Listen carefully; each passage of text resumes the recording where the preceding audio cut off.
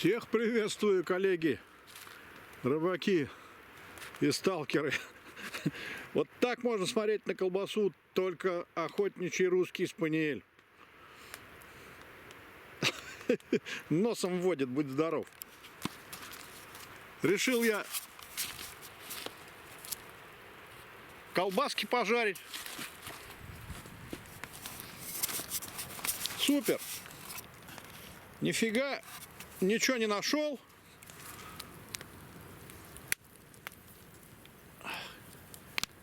Черкизовская колбаса славно идет. Ай. Ну, как бы, я так понимаю, что... Оп, уберись отсюда. Я так, лоток не пригодился, как стол пригодился. Нифига не нашел, одни только эти, как их, пивные, эти, мусор, в общем, Кадор несет мусор, неинтересно. Надо, конечно, я только осваиваю это дело. Я думаю, что надо выше в ущелье подниматься и вот в складочках гор искать. А здесь это занятие бессмысленное. Сейчас пробегусь лучше по старым грузинским домам брошенным, потому что Кадор подступает, и, ну, как бы, люди уходят. Ну и грузины раньше ушли. Сейчас брошенные дома, потом покажу там одни мандарины с апельсинами, хурма, и все такое растет. В общем, можно ходить, всегда с едой будете. Вот. Попробую сейчас, похожу. Ну, в низовьях Кадора это, по-моему, занятие бессмысленное. Одни пивные банки, одни крышки от водки, бутылок, эти бескозырки вот эти вот старые такие. Ну, молодежь, может, сейчас уже не знает, что это такое. Вот. Ну, похожу, посмотрю. Дров здесь, вот, навалом.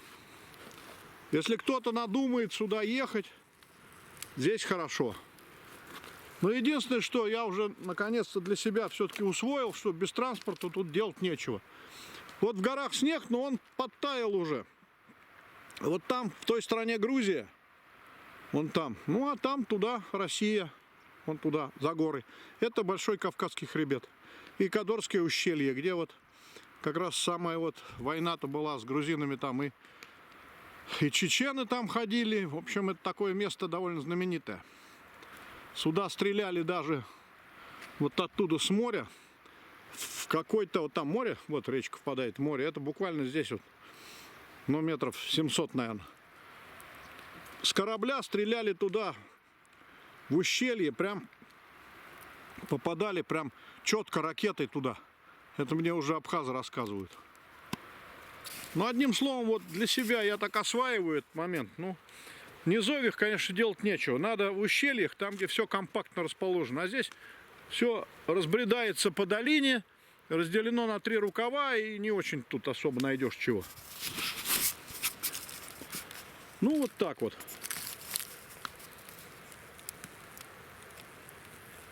Развести костер приятно, все сухие дрова. Спаниельша моя. Молодец. Ну, умная собака. Все-таки, когда берешь собаку с хорошей родословной, это вообще как бы даже не обсуждается. То есть у нее то, что она делает 4 месяца, я своих дратхаров годами учил. То есть вот подача, приход на свисток, рядом, лежать, сидеть, это все я на второе поле только. А этой 4 месяца она все это делает. Ну, вот воистину собака, что называется, с документами и довольно хороших элитных кровей. Итак, низовье Кадора, 13 декабря 2019 года. Спасибо, кому интересно было. Золото тут я не нашел.